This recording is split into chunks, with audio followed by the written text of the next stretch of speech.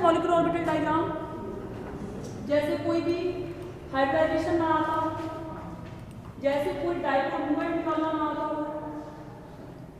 अच्छा एमओटी से molecular orbital diagram बताना आप ही क्लास में सीओ के लिए बनाना है ना। चलो सीओ के लिए छोड़ो, ऑक्सीजन O2 -2 के लिए बना के दिखाओ। सीओ के लिए तो फिर एक स्पेसिफाई हो जाता है एग्जांपल, O2 -2 के लिए पूछ रही हूँ मैं। ये वो करा दे रही हूँ मैं जो अब तक इम्पोर्टेंट है।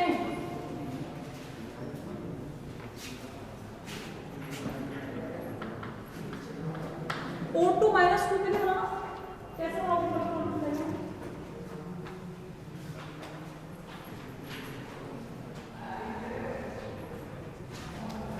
O2 -2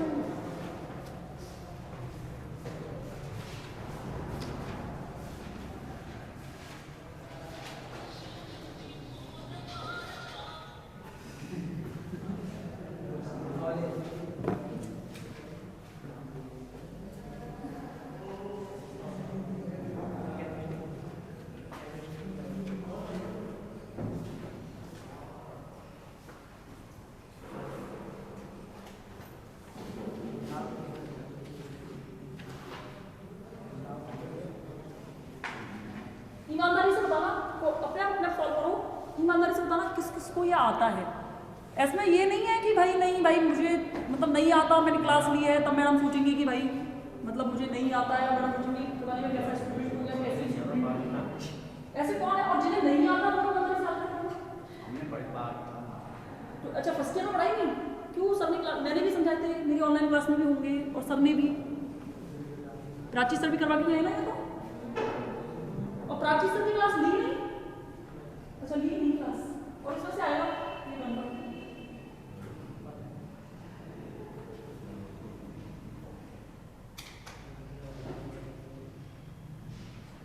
इसमें कोई मतलब शर्म वाली बात तो है ही नहीं कि मुझे तो बस शर्म आ रही है पूछने में। बहुत अच्छे लगते हैं वो बच्चे मुझे कि नहीं आता मैडम मुझे, बस लग नहीं रहे जबरदस्ती प्रयासों में कि नहीं आना, जो पढ़ी नहीं है वो आएगी कैसे नहीं आएगी।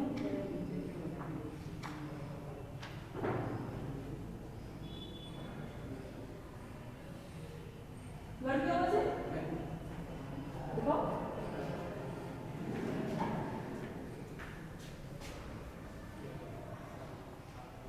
नीचे के दो है, नीचे के दो डब्बे वैसे ही पूरे होते हैं तो बाहर नहीं होते वो।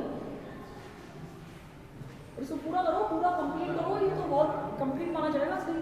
मैम उसको ऐसा नहीं छोड़ सकते, दो डिब्बे यहाँ नीचे बना के। ये एक्चुअली बहुत हाई क्लासेस एमएससी वाला में चलती है ये चीज़, लेकिन आपके में क्या है कि शुरुआत हुई है बीएससी में ना, तो पूरा बना के आना मुझे हम कभी मिलेंगे, नहीं तो नहीं मिलेंगे इधर से। और नाम भी सारे लिख के आने हैं, सारे नाम लिख के आने हैं एक एक, क्या किसका क्या नाम है क्या नहीं।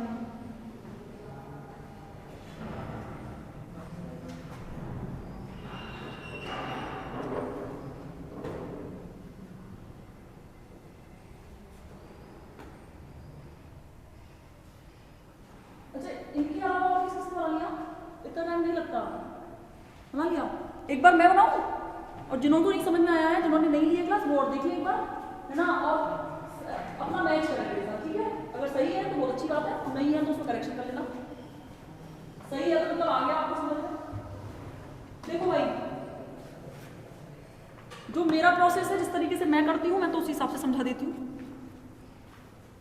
ये देखना, ऑक्सीजन सबसे पहले ब्रेक होगा, ऐसे ब्रेक करना जरूर देखना, जिससे क्या गलतियां नहीं होती, इलेक्ट्रॉन भरने में भी मिस्टेक नहीं होगी। एक्चुअली ये अणुकक्षक सिद्धांत है, जिसमें क्या होता है कोई दो परमाणु मिलकर या दो परमाणविक कक्षक मिलकर क्या बनाते हैं? आणविक कक्षक का निर्माण करते हैं। देखो भाई इसमें क्या होता है, इसमें कक्षक होते हैं वो तीन प्रकार के होते हैं। एक तो होते हैं आपके बंदी अणुकक्षक, प्रतिबंधी अणुकक्षक और आबंधी अणुकक्षक। बंदी अणुकक्षक वो अणुकक्षक है जिनकी ऊर्जा परमाणु कक्षकों की ऊर्जा से क्या रहती है? कम। देखो ऐसा कुछ देखना, ये जो है ये डायग्राम, ठीक है? देखना इसमें क्या कहा गया, इसमें कहा गया कि वेदों ये सारे के सारे जो साइड में है, ये सारे के सारे एटॉमिक ऑर्बिटल हैं, परमाणविक कक्षक। कौन से कक्षक? और जो ये बीच में बनते हैं ना, ये सारे कैसे कक्षक हैं? आणविक कक्षक। कैसे कक्षक हैं? मेरे जितने भी निष्कर्ष निकलेंगे, मैं जितने भी कंक्लूजन निकालूंगी वो इनसे निकालूंगी। केमिस्ट्री में जो पास कराती है ना, ये एमओटी पास कराती है, क्योंकि इसमें डायरेक्ट क्वेश्चन आता है 6.5 नंबर।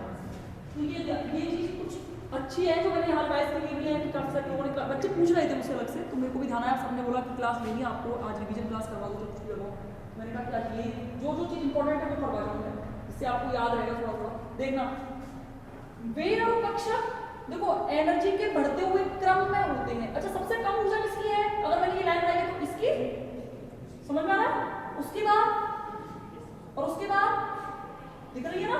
देखो, वे अणु कक्षक, ये अणु कक्षक है बीच वाले, वे अणु कक्षक जिनकी ऊर्जा इन परमाणु कक्षकों की ऊर्जा से क्या रहे, क्या हो, कम हो, वो कौन से कहलाते हैं? बंधी अणु कक्षक। कौन से? बंधी अणु कक्षक। और वे अणु कक्षक जिनकी ऊर्जा अतिव्यापन में भाग लेने वाले परमाणु कक्षकों की ऊर्जा से क्या हो, अधिक हो, वो कौन से कहलाते हैं? प्रतिबंधी। कौन से? प्रतिबंधी। और जबकि इसके विपरीत वे अणु कक्षक जिनकी ऊर्जा अतिव्यापन में भाग लेने वाले परमाणु कक्षकों की ऊर्जा की क्या हो, बराबर हो। क्या हो? बराबर हो। कौन से अणु कक्षक कहलाते हैं? आबंधी अणु कक्षक। कौन से कहलाते हैं? इसे बड़े प्यार से बीएमओ से रिप्रेजेंट करते हैं, बीएमओ, बॉन्डिंग मॉलिक्यूलर ऑर्बिटल, बंधी अणु कक्षक। इसे रिप्रेजेंट करते हैं ABMO, anti bonding molecular orbital, प्रतिबंधी अणु कक्षक। और इसे करते हैं एनबीएमओ, नॉन बॉन्डिंग। ये कभी भी एमओटी में नहीं बनाए जा सकते भाई। क्यों नहीं बनाए जा सकते? ऊर्जा बराबर है, कोई फर्क तो पड़ नहीं रहा।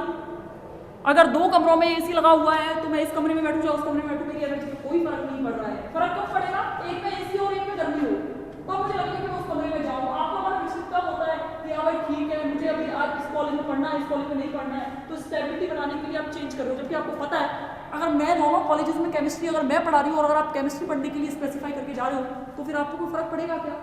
कोई दिक्कत नहीं, कोई परेशानी नहीं। वहां भी वो पढ़ा रही है, वहां भी वो पढ़ा रही है, एनर्जी में कोई डिफरेंस नहीं। यहाँ देखना, एनर्जी में ये तो परमाणु कक्षक है, ये बेचारे कैसे जा रहे हैं? या तो ऐसी जगह जाएंगे जहाँ इनकी ऊर्जा कम होगी, या ऐसी जगह जाएंगे जिनकी ऊर्जा ज्यादा होगी। ये तो कभी भाग लेंगे नहीं। तो इसलिए ध्यान रखना, कभी भी नॉन बॉन्डिंग मॉलिक्यूलर ऑर्बिटल को एमओटी के अंदर नहीं बनाया जाता है। एक चीज और देखना, इसके बाद में क्या ये पूछता है, अणु कक्षकों के प्रकार करके पूछता है कि अणु कक्षकों के प्रकार क्या है।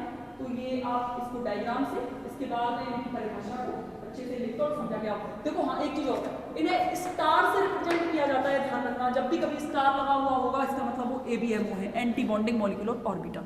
सबसे पहले मेरा काम क्या होगा?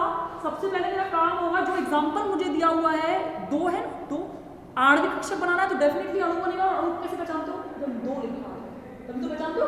देखो O2 - 2 लिखा है देखना, ये 2 ऑक्सीजन है, तो एक ऑक्सीजन यहां आ गया, एक ऑक्सीजन यहां आ गया। आवेश को प्रदर्शित करने के 2 तरीके हैं।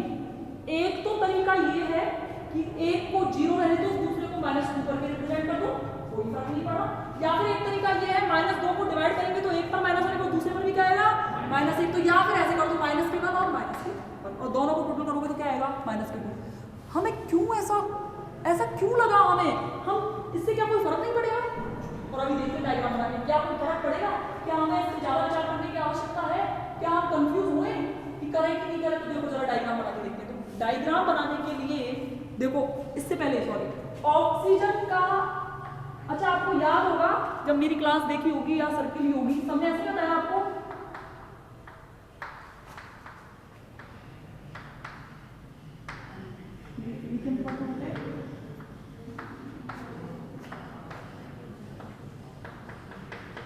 ये चीज याद रखना जिंदगी भर काम आएगी। ये इसलिए क्योंकि संकरण और एमओटी दोनों में काम आती है। देखो भाई, यहाँ पे आणविक कक्षक बनाते समय हम सारे के सारे इलेक्ट्रॉन लेते हैं, लेकिन संकरण में केवल बाह्यतम कोश के इलेक्ट्रॉन निकाल लेते हैं। ध्यान रखना, आणविक कक्षक में पूरा परमाणु मान लेता है ना, 2 परमाणु मिलकर तो आणविक कक्षक बनाते हैं। ऐसा तो नहीं कि इलेक्ट्रॉन निकाले, इसका इलेक्ट्रॉन निकाला, ऐसा हो जाएगा? परमाणु मिलते हैं, पूरा का पूरा परमाणु उठाकर एक नया अणु का निर्माण किया जाता है। नहीं किया जाता? अब देखना, हाइड्रोजन में एक, याद रखना, 2 3 4 5 6 7 8 9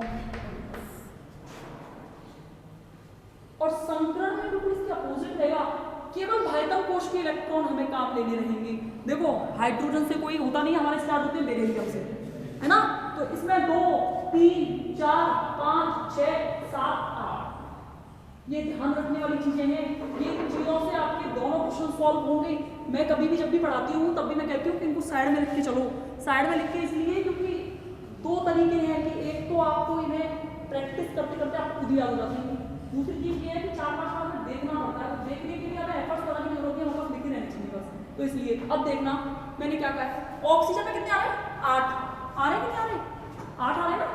8 को इलेक्ट्रॉन को हुंडे व पाउली के अनुसार इलेक्ट्रॉनिक कॉन्फिगरेशन कैसे लिखा जाता है, 1s2 2s2 कितने 8 है ना, और 2s के बाद कौन 2p 4, लेकिन यहाँ पे क्या लगा हुआ है माइनस के, मतलब माइनस 4 तो क्या होगा इलेक्ट्रॉन ऐड, और इलेक्ट्रॉन ऐड होगा तो p में कितने हो जाएंगे 5। समझे कि नहीं समझे। सेम बिल्कुल नीचे ऐसे ही 1s2 2s2 2p5, ठीक है। ये ध्यान रखना, आपको आपके लेवल पर पूरा का पूरा डायग्राम बना के आना होगा पेपर में, ठीक है ना। वो पूरे के पूरे 3-3.5 नंबर में पूछता है, वो एक्सपेक्ट करता है कि आपको सब बनाना है, ठीक है ना। तो ये गलती नहीं करिएगा कि आप जल्दबाजी में हाँ ठीक है हमने ऐसे बना दिया। वो एक कंपटीशन लेवल वाली बात होती है। इसमें क्या होता है कि कंपटीशन लेवल पर क्या होता है कि आपको सॉल्व करके एक ऑप्शनल रखने होते हैं, और एमएससी के लेवल पर जब हम पहुंचते हैं तो वहाँ पे तो एमओटी में हमें बहुत हायर लेवल के एमओटीज आ जाते हैं। तो जब एमओटी आते हैं ना बहुत हायर लेवल के, तो हम केवल के एंड जो कोर्स होते हैं वो केवल लिख के आ जाते हैं, ये हो रहा है ये हो रहा है और हो गया। तो यहाँ पूरा बना के आना है। देखो 1s वाले डब्बे कैसे बनेंगे, अब डब्बे बना रही हूँ, देखो बनाने का तरीका देखना। सबसे पहले 1s वाला डब्बा, इनको आपस में मैच कर दीजिए,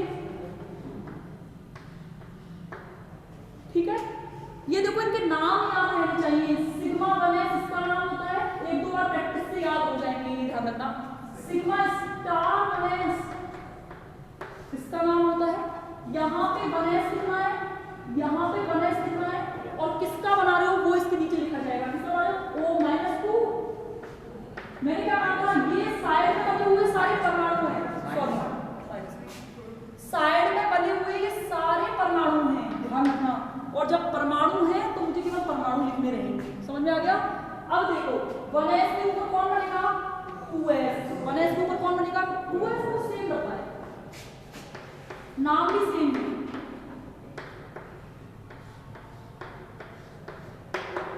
ठीक है।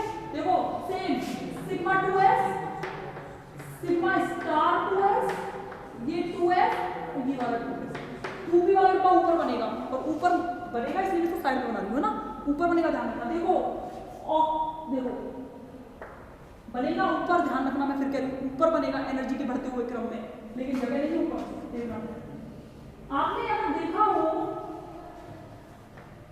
नाइट्रोजन तक चलते चलते, नाइट्रोजन तक देखा होगा ये डिब्बे नीचे रहते हैं और ऑक्सीजन में लगातार ऊपर आते हैं। उसका रीजन क्या है, उसका रीजन है इनकी विद्युत ऋणताओं का डिफरेंस एकदम बहुत ज्यादा हो जाता है इसीलिए। और ये चीज पता कंफ्यूज करने के लिए वो ऐसे पूछता है, एक एग्जांपल पूछेगा कार्बन से पहले का और एक एग्जांपल पूछेगा नाइट्रोजन के बाद का, और बच्चे क्या करते हैं इसमें गलती, ये ध्यान रखना। इसके बाद देखो ये बिल्कुल सेम ऐसा, ये ऊपर ही बनेगा, ये 4 बनाए मैंने, ध्यान से देखो कैसे बनाए 4 मैंने। 4 बनने के बाद में ये 2p के 3 होते हैं तो 3 बना दीजिए। यहाँ लिखोगे 2p, यहाँ भी क्या लिखा जाएगा 2p।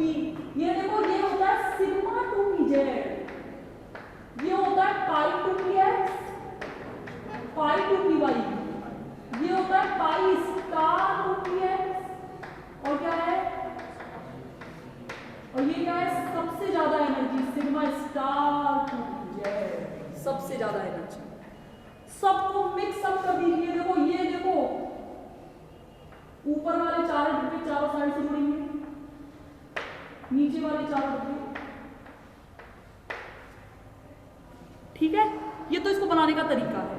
अब भरते हैं, देखो भाई इलेक्ट्रॉन, हाँ एक चीज और, एनर्जी की लाइन हमेशा बना के आनी है, तो इसका नंबर करते हैं, ध्यान रखना, ये नंबर करते हैं, ध्यान रखना। आधा या 1 नंबर को हमेशा काटना है, साइड में आपने लाइन बनाई, लाइन बता रहा है कि एनर्जी बढ़ sigma star two P Z की एनर्जी सबसे ज्यादा है। अब देखो हमें क्या करना है, मेरा सबसे पहला काम है कि मैं एटॉमिक ऑर्बिटल यानी कि परमाणु कक्षकों में इलेक्ट्रॉन भरूं। देखो एक ऑक्सीजन यहाँ से उठाया मैंने O-1, ये O- में कितने इलेक्ट्रॉन है गिनना, 2 2 4 और 5 9। इस O- में साइड की तरफ 9 इलेक्ट्रॉन भर दीजिए। देखो 1 2 3 4, एक डब्बे में 2 आ सकते हैं ना, 4, देखो 5 6 7 8 और 9। समझे कि नहीं समझे, आया कि नहीं आया समझ में। और ये फिर दूसरा O- भी तो रह गया, और दूसरा O- क्या खत्म हो गया, एक लेफ्ट वाला, राइट वाले का O-, इसमें भरो बिल्कुल 9 इलेक्ट्रॉन ऐसे 1 2 3 4 5 6 7 8 और 9 हो गए ना। टोटल इलेक्ट्रॉन कितने, 18 इलेक्ट्रॉन को लाइन से मॉलिक्यूलर ऑर्बिटल में भर दो। 1 2 3 4 5 6 7 8 9 10 11 12। ये ध्यान रखना जब भी कभी 2 एक साथ दिख जाए तो पहले उम्मीद होंगे फिर उम्मीद होंगे। 12 13 14 15 16 17 हो गया 18 इलेक्ट्रॉन। अच्छा एक चीज देखो, क्या हमें कोई इससे फर्क पड़ा O- से? हमारे सारे रिजल्ट कहां से निकलेंगे, बीच से। सारे रिजल्ट कहां से निकलेंगे, बीच से निकलेंगे ना सारे रिजल्ट। और आप एक चीज इमेजिन करके देखो कि अगर मैं यहाँ पे O-2 कर देती और एक में 0 कर देती तो क्या मॉलिक्यूलर ऑर्बिटल पे कोई फर्क पड़ता, कोई फर्क पड़ता नहीं पड़ता, क्योंकि हमें इनसे तो कोई मतलब है ही नहीं। लेकिन हम बैलेंस करने की कोशिश करते हैं, हम अच्छे से जाते हैं।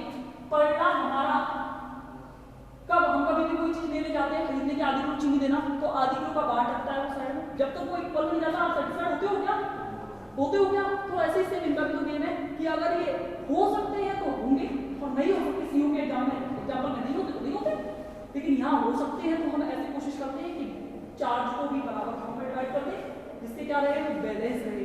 तो ये था आपका मॉलिक्यूलर ऑर्बिटल डायग्राम। इसे बनाते हैं मॉलिक्यूलर ऑर्बिटल डायग्राम से। इससे क्या क्या निष्कर्ष निकलेंगे, सबसे पहले तो आपको इसका इलेक्ट्रॉनिक कॉन्फिगरेशन लिखना आना चाहिए, sigma 1s2 sigma star 1s2, बढ़ते हुए क्रम में लिखते जाओ, sigma 2s2 sigma star 2s2 sigma 2pz2 पाई 2px के बीच में देखो सब में कॉमा लग रहा है, इनमें इक्वल लगेगा क्योंकि ये दोनों की एनर्जी क्या है, इक्वल। पाई 2px2 almost equal pi 2p/2, pi star 2px2 और पाई स्टार 2p। ठीक है, इसके अलावा इसका क्या है, इसका बॉन्ड ऑर्डर निकालिए। बॉन्ड ऑर्डर का फॉर्मूला होता है हाफ Np माइनस, बस कुछ नहीं है, जिनमें स्टार नहीं है उन इलेक्ट्रॉन को गिन लो, जिनमें स्टार नहीं है उन इलेक्ट्रॉन को गिन लो। स्टार कितने में नहीं है तो यहाँ नहीं है, 2 4 6 8 और 10, इनको गिनूं क्या, नहीं, 10 माइनस Na जिनमें स्टार है उन्हें 2 4 4 2 6 और 2 8, 10 माइनस 8 2, क्या है, बॉन्ड ऑर्डर क्या है, और प्रतिचुंबकीय क्या चुंबकीय। जब भी कभी इस मॉलिक्यूलर ऑर्बिटल में बने हुए में अगर एक भी सिंगल इलेक्ट्रॉन दिख जाता है, मैंने पहले भी कहा था पढ़ाते टाइम में कह रही थी अनुचुंबकीय मतलब अकेला, आ से अनुचुंबकीय और आ से अकेला, अगर कोई भी अकेला इलेक्ट्रॉन दिख जाए तो अनुचुंबकीय। क्या इसमें कहीं ना अकेला इलेक्ट्रॉन दिख रहा है, दिख रहा है क्या, सारे के सारे इलेक्ट्रॉन 2 के पेयर में हैं, देख लो। अगर एक भी इलेक्ट्रॉन ऐसा दिख जाता है, मानो 17 इलेक्ट्रॉन होते, समझना 17 इलेक्ट्रॉन होते हैं, हर एक में एक इलेक्ट्रॉन यहाँ से हटाना पड़ता तो ये सिर्फ और सिर्फ एक इलेक्ट्रॉन बचता, और अगर एक इलेक्ट्रॉन बचता सिंगल तो हम कहते हैं क्या है, लेकिन यहाँ पे सारे के सारे लॉन्ग पेयर्स में आ रहे हैं, इसलिए इसको क्या कहेंगे, ये क्या है, प्रतिचुंबकीय। क्या है, प्रतिचुंबकीय। ये ध्यान रखना, क्वेश्चन जरूर है, 500% आएगा, हर साल आता है, और पूरा सारी कितनी बार बोलते ना ये, कम से कम मैंने जब भी पढ़ाया होगा मॉलिक्यूलर ऑर्बिटल डायग्राम के बारे में जरूर कहा होगा, मैं किसी और के बारे में एक BSc जरूर पूछता है, डेफिनेटली पूछेगा। त्रिज्या अनुपात डेफिनेटली पूछेगा, कुछ और है नहीं पूछने के लिए, त्रिज्या अनुपात पूछेगा ही पूछेगा, चाहे कुछ भी हो जाए। तो ये ऐसे क्वेश्चन है जिन्हें आप रट के आप बनते हैं, चार दोष इसका डिफेक्ट में क्वेश्चन जरूर पूछता है, ये ऐसे क्वेश्चन है इसमें से आता ही आता है क्वेश्चन। तो ये 2 यूनिट के तो मैंने यही क्वेश्चन बता दिए, इसमें से MOT कर जाना, एक कर जाना इसमें से BSc बहुत है, और मत करो। बैलेंस शेल इलेक्ट्रॉन पेयर, उसमें तो संतुलन निकालना है, उसके तो नियम है कुछ, उन नियमों को फॉलो करो, नियमों को फॉलो करते हुए संक्रमण निकालो। देखो कुछ भी नहीं है, नाइहोम और ग्लेस्पी नामक वैज्ञानिक की 1927 की बात नहीं होंगी आई थिंक, नहीं पॉलिंग और हाइटलर ने दिया था 1927 में, इसकी सब मुझे याद नहीं है। बड़ी अच्छी चीज कही BSc-PR ने। MSc जब प्रीवियस में पहुंचोगे और केमिस्ट्री से MSc की तो BSc-PR एक अलग से टॉपिक दे रखा है अभी, valence shell electron pair repulsion theory. नाइहोम और ग्लेस्पी ने कहा कि किसी भी सेंट्रल एटम, ये कोई सेंट्रल केंद्रीय परमाणु के चारों ओर जो सराउंडेड एटम होंगे, चारों ओर जो घेरे हुए जो परमाणु होंगे वो इस अंतरिक्ष में इस प्रकार विद्यमान होंगे कि इनके मध्य प्रतिकर्षण न्यूनतम हो। अच्छा मैं बताओ प्रतिकर्षण का मतलब क्या है? दूर होना, और जितने ज्यादा प्रतिकर्षण होगा एनर्जी उतनी ज्यादा हो, और उतनी ज्यादा होगी तो स्टेबिलिटी क्या होती चली जाएगी? कम। तो इसको स्टेबिलिटी को बढ़ाने के लिए क्या करें? प्रतिकर्षण को क्या करें? कम। प्रतिकर्षण कम होगा तो आकर्षण क्या होता चला जाएगा? ज्यादा। क्या होगा? यानी कि नाइहोम और ग्लेस्पी ने कहा कि किसी सेंट्रल एटम के चारों ओर सभी परमाणुओं को इस प्रकार व्यवस्थित किया जाए या इस प्रकार व्यवस्थित रहे कि उनके बीच प्रतिकर्षण कैसा रहे? न्यूनतम रहे। कैसा रहे? न्यूनतम। इस आधार पर कुछ नियम दिए थे BSc-PR ने, जिसमें से पहला नियम कहता है कि अगर किसी सेंट्रल एटम के चारों ओर एक भी लोन पेयर ना हो और सारे के सारे इलेक्ट्रॉन सिग्मा बॉन्ड से बनते हो तो उसकी ज्यामिति सामान्य संकरण के समान होगी। जैसे CH4 कार्बन की, मैंने बोला ना संकरण में केवल भाइतम कोश के इलेक्ट्रॉन लेते हैं, कार्बन की संयोजकता कितनी? 4। चारों के चारों उसके साथ सेटिस्फाइड होंगे, हाइड्रोजन के साथ 4 सिग्मा बॉन्ड। क्या कोई लोन पेयर है? इसकी ज्यामिति हमेशा सिंपल होगी, जैसे चतुष्फलक। यानी कि अगर 4 सिग्मा बंध हो, 0 लोन पेयर हो, 3 सिग्मा बंध हो, 0 लोन पेयर हो, 6 सिग्मा बंध हो, 0 लोन पेयर हो, SF6। SF6 की सल्फर की, कार्बन की SF6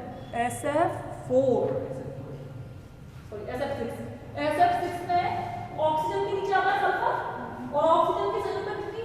ऑक्सीजन के भाइतम कोश में इलेक्ट्रॉन 6 इलेक्ट्रॉन मांगे थे, 2 में बाकी बनने से चले जाते हैं, और 6 इलेक्ट्रॉन 6 की 6 फ्लोरीन के साथ क्या बनाते हैं? Sigma bond. और इसकी स्ट्रक्चर अष्टफल की है। कैसी होती है?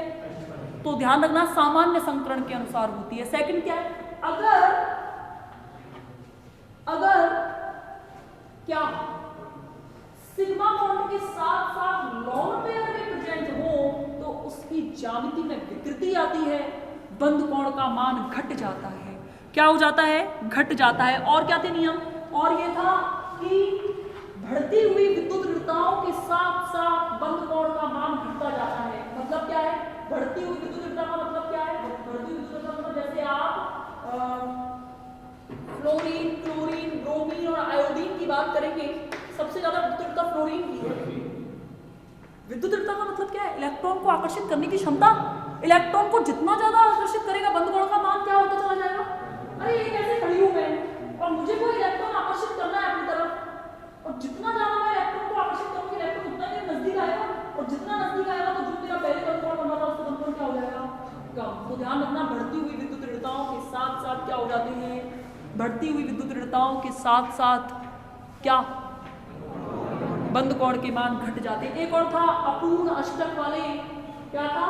अपूर्ण अष्टक वाले ऐसा तत्व, उसका बंध कोण क्या होगा? H2 का बंध कोण कितना? 104 डिग्री। और H2 ऐसा कितना होता है? ज्यादा ही होता है, 107 के आसपास होता है H2 का। तो देखो सल्फर में तो क्या है? अपूर्ण अष्टक है, और ऑक्सीजन का, सॉरी, सल्फर का अष्टक पूरा है और ऑक्सीजन का क्या है? क्योंकि सल्फर में नीचे क्या हो जाता है? ऑक्सीजन के 6 इलेक्ट्रॉन 2 इलेक्ट्रॉन की अनिवार्यता रहती है, और सल्फर में क्या हो जाता है? ऐसा था ना, डी कक्षक रहते हैं ना सल्फर में। ऑक्सीजन के नीचे सल्फर आता है ना, डी कक्षक आ जाते हैं उसमें। डी कक्षक वाले से क्या होता है? उसका अपूर्ण अष्टक हो जाता है। हाँ, तो क्या कहेंगे? पूर्ण अष्टक, अपूर्ण अष्टक वाले जो भी कोई एलिमेंट होगा उसका बंध कोण पूर्ण अष्टक वाले बंध कोण से क्या होगा? क्या होगा? पूर्ण अष्टक बंध से कम होगा। इसलिए H2O का ऑक्सीजन में, ऑक्सीजन H2 और H2S, H2O का होता है बंध कोण 104 डिग्री और H2S का लगभग 107 पॉइंट कुछ है। और सल्फर का अष्टक अपूर्ण है और ऑक्सीजन, सॉरी, सल्फर का अष्टक क्या है, पूर्ण है और ऑक्सीजन का क्या है, अपूर्ण। तो ध्यान रख, ऐसे इस एग्जांपल से याद कर रखा है। मुझे कौन से नियम याद रहते हैं, मैंने एग्जांपल ऐसे याद कर रखे हैं। देखो H2 और H2S ऐसे आता है ना। ऑक्सीजन का क्या होता है, 1s2 2s2 2p4, समझ में आ गया। यहाँ पे P से पहले D भी आते हैं, समझना, क्योंकि सल्फर तो आगे बढ़ गया ना, और सल्फर के आगे बढ़ने से इसकी तो चलो ठीक है, इसका तो 1s2 8 है, इसका कितना होता है सल्फर का, 8 से नीचे 16 होता है ना, 8 और 8 16, यानी कि 8 इलेक्ट्रॉन और बढ़ गए, समझ में आया। तो इसका तो अष्टक कैसा है, 2, और इसका अष्टक कैसा है, इसको अष्टक पूर्ण करने के लिए 2 इलेक्ट्रॉन चाहिए ना, 2p4 है ना, इसको अष्टक पूर्ण करने के लिए चाहिए 2। अब क्या होगा, इस H2O का मैंने ऐसे याद रखा है, इसका 104 होता है और इसका करीब 107 डिग्री के आसपास होता है। तो पूर्ण कौन सा है, ये वाला, और अपूर्ण कौन सा है, ये वाला। तो हमेशा ध्यान रखना, बीएससी का नियम कहता है कि जो पूर्ण भरा हुआ जो कोश है, जिसके अष्टक पूर्ण है, उसका बंध कोण हमेशा उससे ज्यादा होगा जो अपूर्ण अष्टक वाला होगा। ये चीज ऐसे याद रखनी है आपको, ये नियम है बीएससी का। ये कुछ नियम है, इसके बाद तो डायरेक्ट संकरण निकलवा रखे हैं, सिंपल है। जैसे Cl(H3) का संकरण कैसे निकालोगे, देखो सबसे पहले हमारा काम रहता है कि हम निकालेंगे नंबर ऑफ सिग्मा बॉन्ड्स और नंबर ऑफ लोन पेयर्स। अब होता है उसका, हाँ उल्टा है, हाँ सही है, उल्टा है। ये नियम मुझे याद नहीं रहता है, ध्यान रखना, मैं खुद ही सोच रही थी। 107 फिर उसका होता है, इसका होता है Cl(H3) 107 है ना, Cl(H3) कितना होता है, 107 क्यों है, हम तो कौन याद नहीं है, मेरे पास होगा शायद, मेरे की फर्क होगा। अच्छा देखो, सबसे पहले हमें संकरण निकालने के लिए भायतम कोश के इलेक्ट्रॉन देखने होंगे। क्लोरीन के भायतम कोश में कितने इलेक्ट्रॉन, 7 तो इलेक्ट्रॉन क्लोरीन के भायतम कोश में, और 3 क्या बनाते हैं, सिग्मा बंध। कितने लॉन पेयर, तो 3 सिग्मा बंध प्लस 2 लॉन पेयर, कितना, 5 हाइब्रिड ऑर्बिटल, और 5 हाइब्रिड ऑर्बिटल होने के बाद क्या संकरण हुआ, sp3 के बाद में, D के बाद में आपने इसकी ग्राउंड स्टेट और एक्साइटेड स्टेट बनानी होंगी, जो मैंने आपको जीनोन के कंपाउंड्स की क्लास मेरी ली होगी, उसमें मैंने बताया अच्छे से, क्योंकि इसको रिवाइज करने का कोई मतलब है नहीं। और इसके बाद में क्या करेंगे आप, इसके बाद Cl(H3) के बाद में आप क्या करेंगे, इसके बाद इसकी ग्राउंड स्टेट, एक्साइटेड स्टेट और इसकी शेप, कौन सी शेप, कौन सी शेप, टी शेप बनती है इसकी, ऐसे करके। और मैं ये बार बार कह रही हूँ, ये एग्जांपल पूछता है, एक तो Cl(H3), एक ICl2- और एक SF6 या SF4 में से SF6 और SF4। इसके अलावा तो मैंने पेपर में एग्जांपल देखे नहीं है अब तक, और अगर आ भी जाए तो बड़ी सिंपल से पूछता है। तो ये चीज़ करके जाओ, जो चीज़ मैं बता रही हूँ ना, ये करके जाना अच्छे से। इन दोनों में से कम एक एग्जाम्पल तो वो हर साल पूछता है। ICl2- की स्ट्रक्चर लीनियर शेप, कैसी शेप, 180 डिग्री इसका बॉन्ड होता है, बॉन्ड है इसका होता है। और क्या रह गया इसमें, ये तो एक कवर भी कराती थी बहुत अच्छी बात। तो केमिकल बॉन्ड, एक इसमें अतिव्यापन में सिग्मा बॉन्ड और पाई बॉन्ड कैसे बनते हैं, सिग्मा बॉन्ड और पाई बॉन्ड बनने के लिए कौन सा बंध मजबूत है। एक क्वेश्चन संगृत कक्षक बंध प्रबल क्यों बनाते हैं, संगृत कक्षक प्रबल बंध क्यों बनाते हैं, ऐसा क्वेश्चन पूछा है, जिसका मतलब संकरण की परिभाषा पूछा है। और इसके साथ साथ जीबीटी की कमियां दूर करके ना, संयोजकता बंध सिद्धांत की कमियां क्या क्या है, कमियों के साथ साथ ये वो ऐसे पूछता है। संयोजक, देखो क्वेश्चन किस प्रकार आता है, ये पढ़ने का तरीका बताऊं मैं, ऐसे पूछता है, पूछेगा संयोजकता बंध सिद्धांत की अवधारणा है, सॉरी संयोजकता बंध सिद्धांत की कमियां बताते हुए अणुकक्षक सिद्धांत को परिभाषित कीजिए। और उसके सेकंड पार्ट में आ जाएगा कि इसका अणुकक्षक कहाँ, उसका अणुकक्षक कहाँ, और थर्ड क्वेश्चन फिर वो देता नहीं है। इसके अल्फा में जो है, इसके अल्फा में जो है वो पूछ लेता है बीएससी पीआर। देखो मेन को करने में तो कुछ बुराई है नहीं, अगर बीबीटी भी कर जाओ तो कोई दिक्कत नहीं है, पर वो तब पूछता है मेरे केस में कमियों की कैसे बता रहा हूँ, कमियां पूछता है। और एक H2 के बनने की व्याख्या भी कराई होगी सबने, संयोजकता बंध सिद्धांत के द्वारा हाइड्रोजन अणु के बनने की व्याख्या कराइए, मैंने तो कराई है, सर भी तो करा के गए केमिकल बॉन्डिंग, मेरी तो कहाँ याद रहती है आपको।